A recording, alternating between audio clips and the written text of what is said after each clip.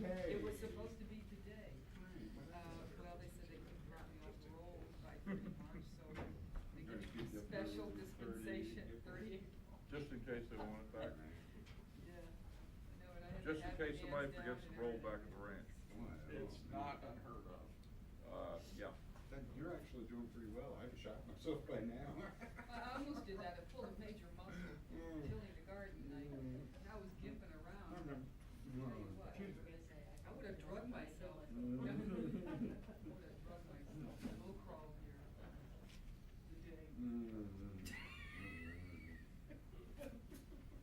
Throw the certificate over the body this late.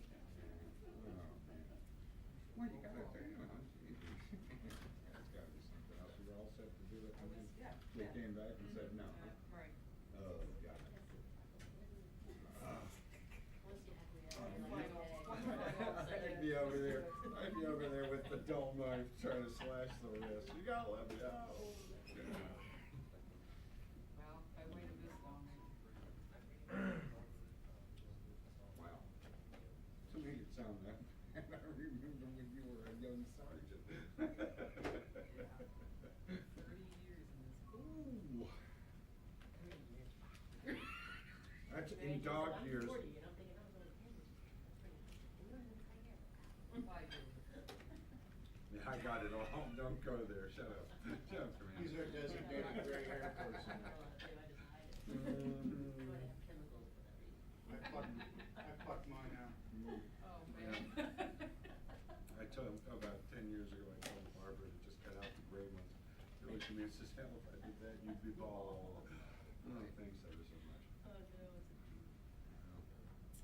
So where were you stationed at before commander? Came off, US Intelligence, I did the SG1, I was on, I did a visit. Did you? I was with it. Who was the secretary? Cohen. I don't know. I really don't remember. And then, I was with, Nelson, Mhm. and Maury, Oh, did you? Kathy,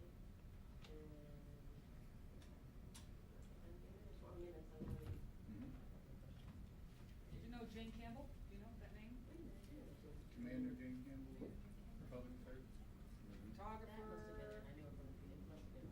Yeah. That's what I did. She's in San Diego now.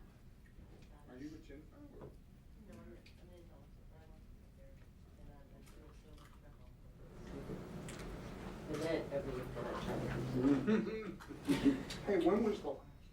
We were trying to figure that out. 21st, I think? Oh. March. Yeah. Having I last week? shot it. Yeah. Was I gone? I must have. Hey, speaking of God, can you give me a picture for the rituals? Give you a couple to choose from. I don't know if I give it to you or if I gave it to Ken or Donnie. Donnie Berkeley. Here you All go. right, I can start now. Bob's here. Oh, and she's quiet there. Pamela, you got your boots on. You indeed. How you doing?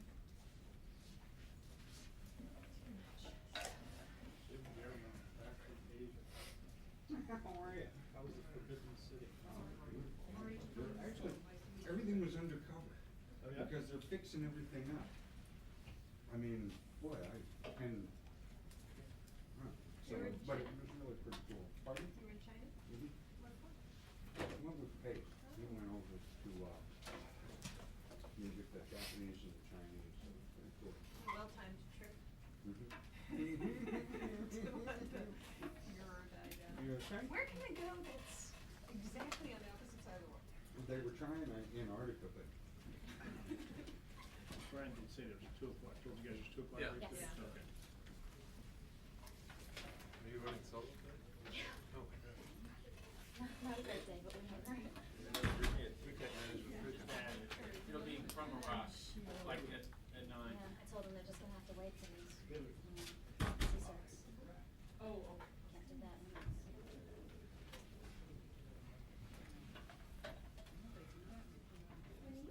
Yes, we have. Why didn't they give you a backpack? Then they have the grass, to give you. You know what, Dave? I'd rather not. I'd rather just be here by myself. What? Because this was gonna be the last thing, because, you know, I'm liking it. since she's at the office, and then, What was that? I was tempted to write a song just on that. hope it doesn't end until That's what I was gonna say, David. No, I was shipped in Hawaii. I think it's in 1969. The Iraqi museum. On a ball. On a ball.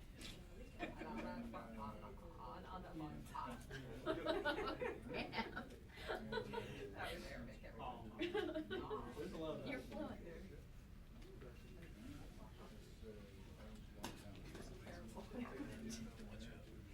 Always sounds like a movie. There's no rhyme or reason to the scene anymore. Oh, It's a death match where you get finished. It's been a mess since the Christmas party. Yeah. That's when I got this. the invention of, or In the aisle. the Yeah. desk is. Used to take your hair and just. Yes. what do they do with the desk? Oh, that felt great. I have some suspicions that Thank you. there's something below the Just floor up here. door? Rises up Yeah. out of the floor. Yeah, and with music playing. That would Hail be of the Chief, and simplest that thing. slowly rises Yeah, up. Bach, probably you can do mine. Or like those really No, no, cheeky no, no. Jersey weddings. Yeah. Something behind the curtain. Paying no attention to the man behind the curtain. I'm on medication.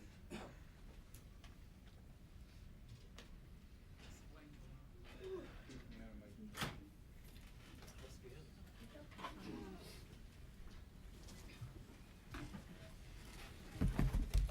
Good morning, everyone. Today I'd like to briefly update you on the situation in Iraq and Afghanistan, and then gladly take your questions. Our top priority in Iraq continues to be our support for the Baghdad Security Plan, Fard al-Qanun, designed to provide security and reduce violence to levels that will allow the Iraqi leadership to make political progress. As I mentioned last week, this plan will require a sustained commitment over time. And while it is still too early to identify trends, we continue to see some early positive indicators, and I'd like to share a few of those with you. Operation Fard al-Qanun has been ongoing for approximately 6 weeks. In comparison to the 6-week period immediately preceding the start of this operation, overall across Iraq, sectarian violence remains at reduced levels. Attacks against civilians are down by about 20%, and civilian deaths are down by about 30%. Specifically in Baghdad, comparing the same 6-week periods, attacks against civilians are down by 20%, with civilian deaths down by about 50%. Also, EFP, or explosively formed projectile attacks nationwide, are down from about 38 attacks in December to 22 in March. The average of daily attacks in Al-Anbar province has also dropped over the past month. However, recent data shows the enemy continues to adapt and remains lethal. Regrettably, attack levels against coalition forces have remained constant. High-profile attacks, especially suicide vest and vehicle attacks, have increased by about 30%. But the effectiveness of these high-profile attacks continues to be below pre-Fard al-Qanun levels. We assess this decreased effectiveness of high-profile attacks to be the result of increased and more effective security. The Iraqi government continues their firm commitment to unimpeded security operations.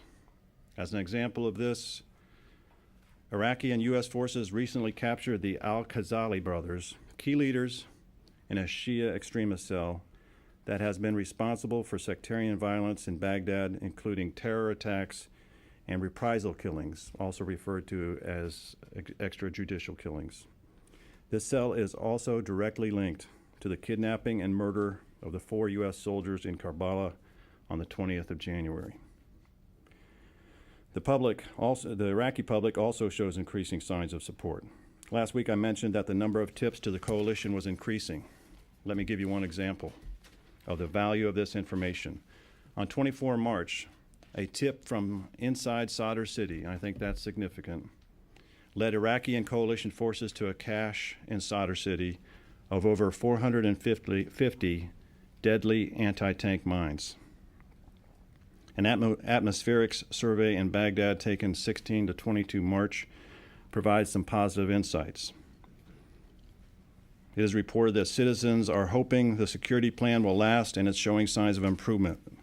They are expressing greater confidence in the security plan and in their security forces. And citizens are now complaining more about essential services, electricity and water, than they are about security. I'd like to continue to follow up on some other topics I mentioned last week, providing you with more insight into the nature of the enemy we're fighting in Iraq. Most high-profile attacks are aimed at innocent Iraqis in markets and religious centers. In recent months, Al-Qaeda in Iraq, AQI, has resorted to attacking civilians with chlorine gas-laden VBIEDs. Some examples since my last briefing. On 23 March, Iraqi police in Ramadi alertly intercepted a suicide bomber driving a cargo truck filled with 5,000 gallons of chlorine and 2 tons of explosives. On 28 March, another 2 chlorine truck bombs were engaged and detonated outside the Fallujah Military Operations Center, injuring 14 U.S. troops and 57 Iraqis.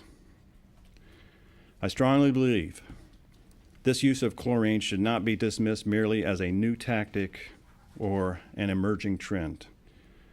Chlorine is a poison gas. It is a poison gas being used on the Iraqi people. Before these attacks, the last time poison gas was used on the Iraqi people was by Saddam Hussein.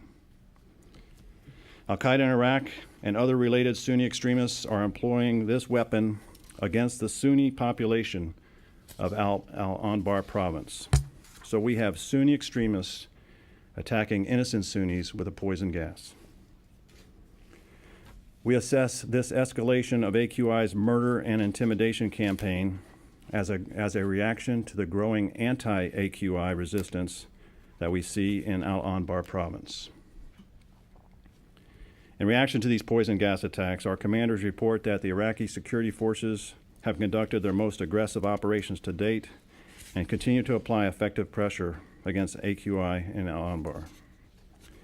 The use of poison gas on innocent Iraqi civilians discredits all of the Sunni extremist propaganda of being, quote, an honorable resistance, focused on, quote, driving out the infidels.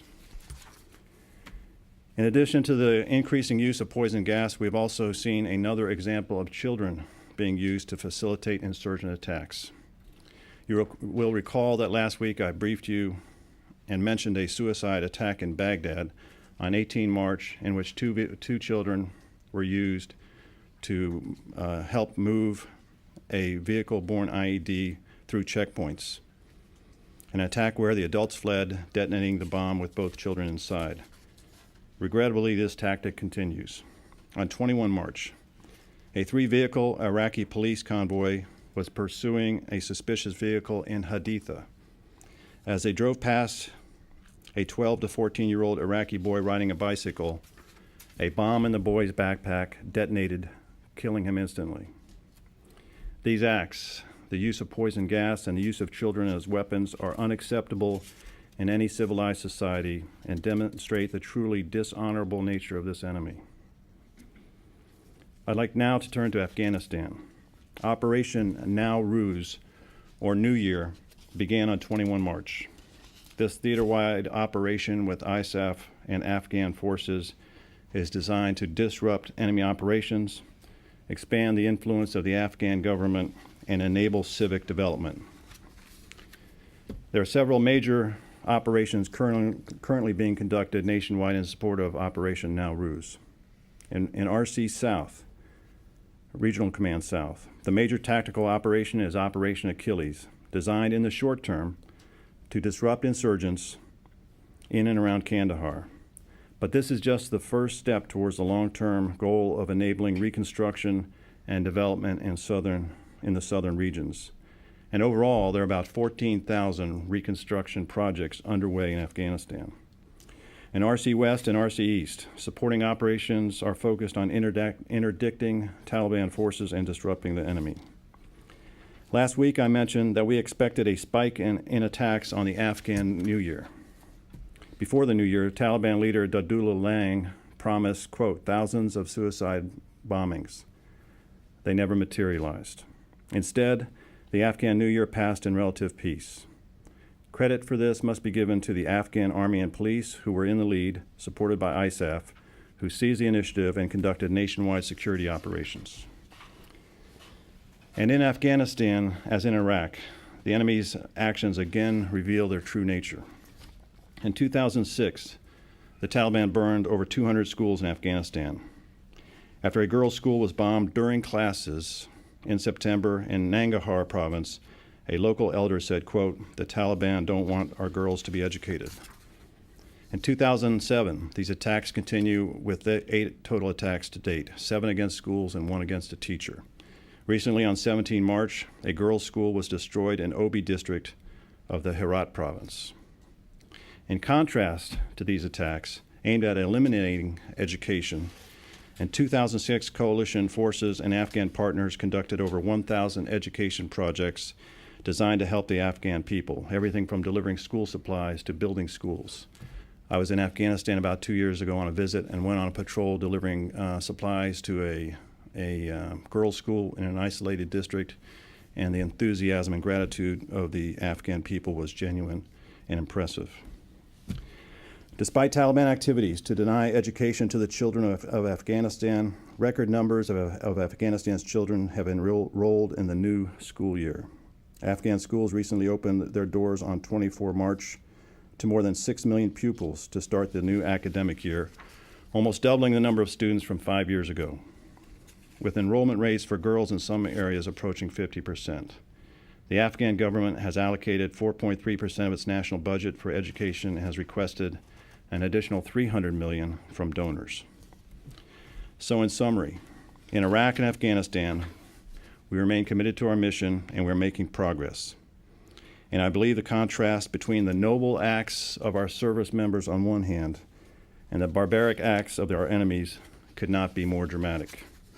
With that, I'll be glad to take your questions. Persian Gulf question. Sure.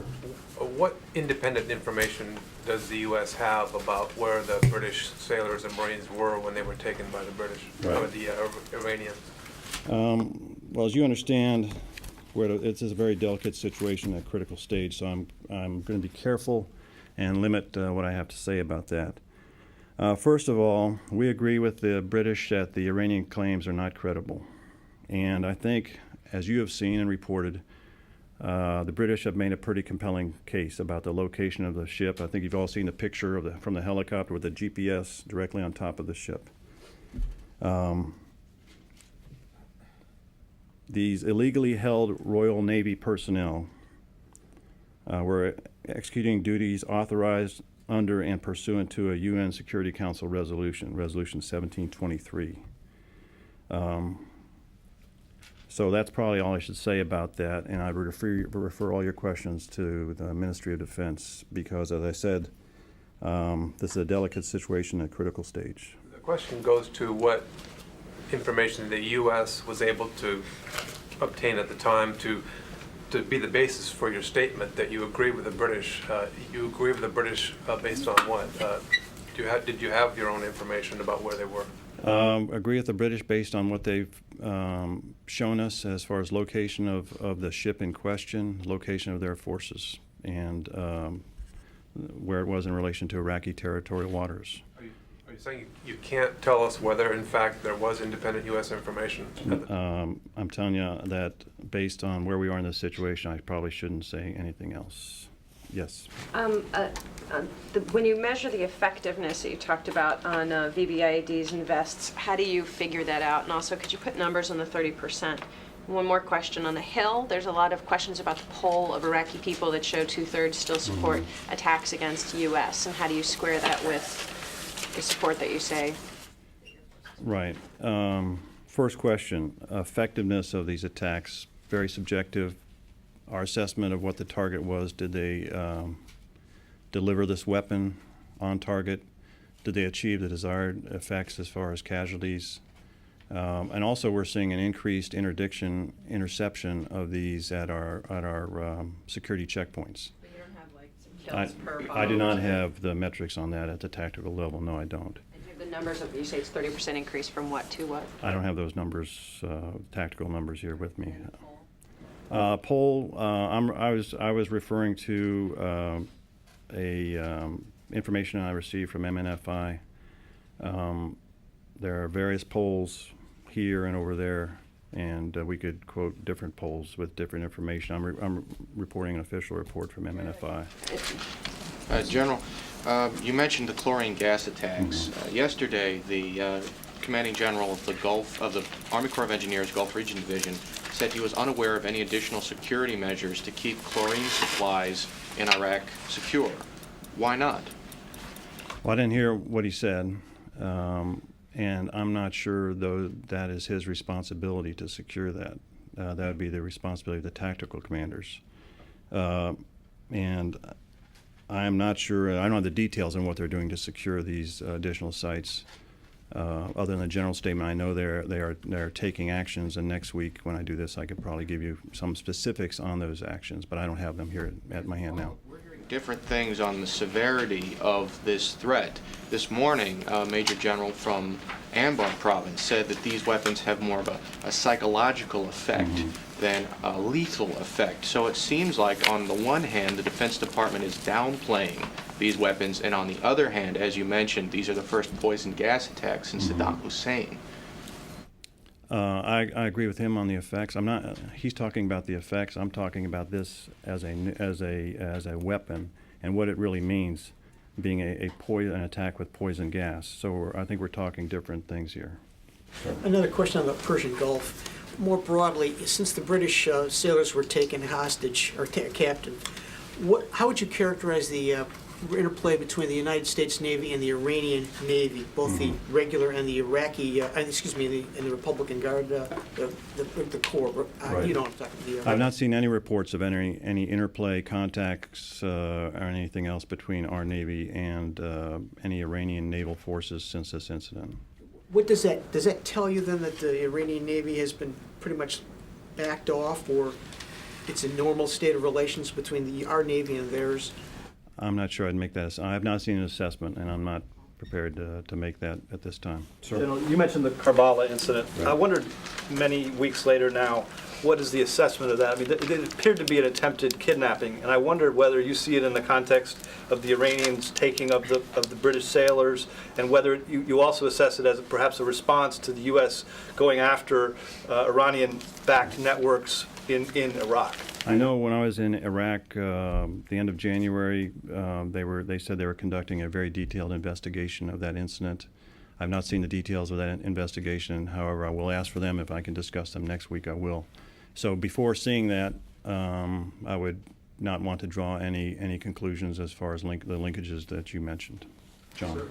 I want to ask you about Talafar and the lessons of what happened there, both in terms of the initial attack and these apparent revenge killings taken out by Iraqi police, theoretically Iraqi police trained by the United States. What more do we know about that, and what does that say about what happens, even when you have the kind of progress you've cited today? Once American forces, coalition forces, pull out, you know. Well, I know General Petraeus issued a statement, and I believe Rear Admiral Fox discussed this in his briefing to you on Wednesday. So if I say something here which contradicts them, then obviously I'll defer to them. You know, this was initiated with a large VBIED attack in a primarily Shia market on 27th March, and Talafar is a predominantly Shia community. From that high-profile attack, I've seen numbers of 63 killed, 100 wounded. I think that tracks with what they're reporting in theater. And then I've seen unconfirmed reports of Shia police retaliation, and I know that's under investigation. The governor, the police, and the Iraqi army moved Iraqi army forces in there to provide security, established a curfew, and I think the government of Iraq has the lead on investigating this. But it does appear to be sectarian-motivated violence, the type that Al-Qaeda and Iraq are trying to foment. The response by the Iraqi government as far as moving forces, establishing a curfew, and taking charge, I would term that self-correcting. So this is a terrible incident. But I think if you look at the reaction of the Iraqi government and their forces to establish security, like I said, I'd term that self-correcting. Every day you're going to have successes and disappointments as we move forward, and this is one such case. And we're going to have additional successes and additional disappointments as we move forward. I guess what I'm asking is just to follow up. I mean, what does that say about how quickly gains success? I mean, Tal Afar is cited by the president as one of the great success stories in Iraq. About how quickly they can be erased once coalition forces move out of an area. Does that provide a cautionary note for what we're seeing in Baghdad? I think it's too early to tell. I think we'll have to wait to take this isolation incident, do some analysis, and then make some conclusion. But I think it's too early to tell to draw that conclusion. Just wanted to clarify on the initial figures that in the last 6 weeks there's been a 20% decrease in attacks on civilians and a 30% decrease in civilian deaths. That's total nationwide. That is. Okay, and that's not just pertaining to any particular kind of violence. Attacks against civilians are down 20% nationwide. Civilian deaths down approximately 30% nationwide. Can you talk about, because there has been this increase of other attacks, can you talk about regionally how that breaks down at all? Are you seeing more attacks outside of Baghdad? Is there a pattern trending in that direction? I know in Al-Anbar, as I mentioned, attacks have decreased slightly. Over the past week, and I'm not sure about how that tracks with different regions as Diyala and other regions. I can't, but we'll get that and provide an answer to you as far as region by region what the indicators are for the past week. So, sir, do you have any information if the Ghazali cell is linked to Muqtada al-Sadr or to the JAM or to Iran? As we know, one of the brothers of the Ghazali brothers used to work as a spokesman for Muqtada al-Sadr. Yeah, we assess that there are links between these brothers and Sadr's organization. As far as Iran, I'm not sure what the links are with Iran, or nor what the assessment is. In terms of the commitments the Iraqis have made over the last months, do you see them continuing to keep those commitments in terms of keeping their forces in place and not sending them home for periods of time and letting you have all access to all areas and that kind of thing? Yeah, we see no change. Continued commitment. As I said, unimpeded operations, no interference. The Iraqi forces are standing their ground and fighting and conducting operations alongside of us. Their command and control structure they put in place for this, led by their Baghdad security plan, and the Lieutenant General who's running that, all favorable reports. So yeah, all those indicators are continuing.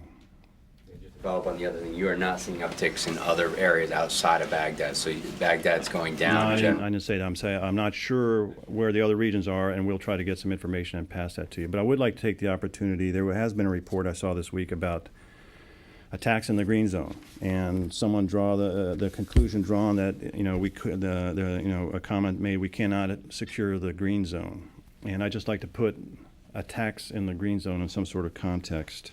Primarily indirect fire attacks, and yes, we've had a couple this week which have caused casualties, and I'm not dismissing or acting uncaring about those casualties. They're all regrettable, and we're saddened by them. However, as far as numbers, this past week we've had 6 indirect fire attacks in the green zone. Last week there were 0.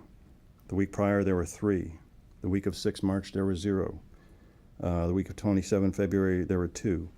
And looking at the pre-Fard al-Qanun 6 weeks, this is about the same level we saw then. So the notion that the green zone is unsecured or there's a security problem in the green zone is a challenge. But from the indirect fire, it's remained pretty constant. And I think we should be cautious in taking a high-profile event like a rocket landing during a press conference and expanding that into a security challenge. This enemy's pretty savvy. And if they know when there's a public event and they're going to take advantage of it and launch a rocket in at the right time. So I think it needs to be placed in context.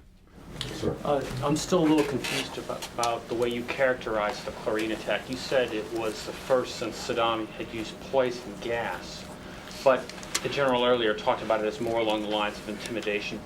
You seem to be suggesting that it's in a totally different category than just a psychological intimidation technique, that it is something that the Sunnis are trying to do like they did under Saddam. Are you saying that you see signs that they want to restart that chlorine gas isn't their ultimate goal and that they're trying to acquire other weapons? No, absolutely. I did not mean to imply that.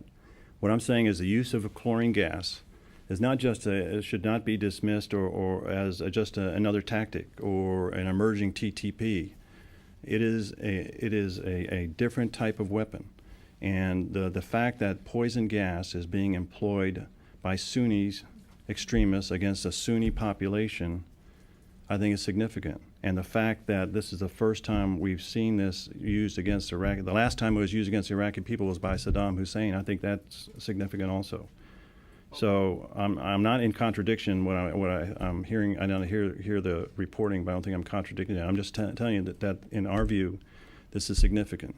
I guess what I'm trying to draw you out on is you seem to say that it's much more dangerous than has been previously described by the military, and perhaps portends that the Sunnis want to do something again like they did under Saddam with a weapon more lethal than chlorine. No, I never made any implication of that. But let me clarify.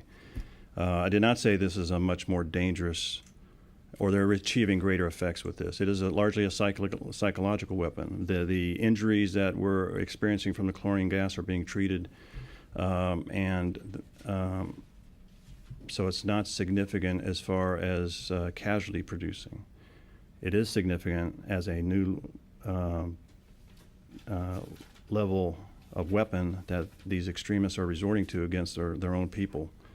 And so I'm not saying that this is leading to their attempts to attempt other type weapons either. I'm just saying for this, it's a poison gas. How concerned are you that they do want to acquire the types of weapons that Saddam used again and use them? If they'll resort to this, they'll resort to anything. General, can we go back just for a moment to the slight uptick in indirect fire attacks in the green zone? Can you talk a little bit about what's the plan for shrinking the green zone over the coming year and turning some of that back to Iraqi security? And how concerned are you that the international zone will become a more dangerous place for American contractors and American military to work as that proceeds forward? Can you talk a little bit about that? First, the slight uptick. 6 events this week, 0 last week, 3 the week before, 0 the week. So we have a 1-week indicator. And I would caution that that's not a trend, and let's see how it plays out. The notion that the green zone is more dangerous, I'm not sure I agree with that also. And as far as plans to draw down the green zone, I'm just not familiar with those plans, and I can find out, and if we can talk about it, I'll talk about it next week. Yes? I just wanted to make a request about these statistics. In the very early phases of the war, we used to get regular weekly updates on Iraqi security forces, on attack levels, on economic indicators. And one reason that perhaps we don't have that perspective on the green zone is that the facts just aren't made public. Right. And so it's presented in a piecemeal fashion. And that would be very useful to us. The only comprehensive overview that we receive is the Iraq Progress Report, which is a couple months late.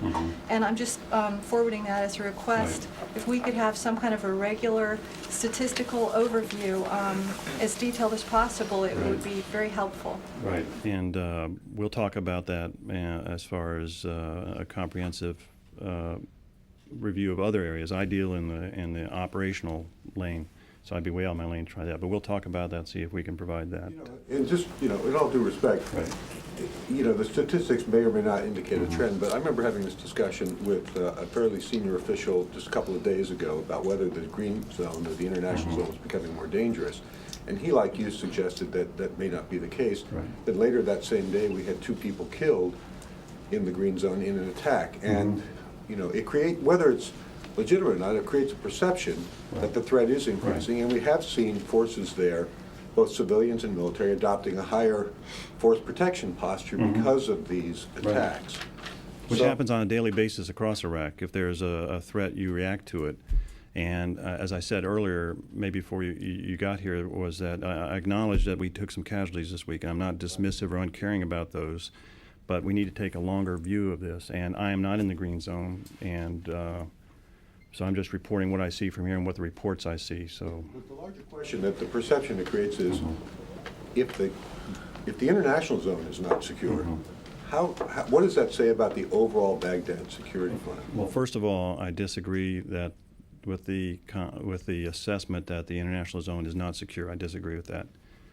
And I would tell you that it's too early to tell in the Baghdad security plan, and 1 week uptick should not lead us to make any conclusions. That's all I'd say. Time for one or two more is all. Just to jump on that, if we got the statistics week to week, we would be able to make that assessment and be able to bat down that notice of the perception if in fact it's not there, but we can't just carry what you guys say as...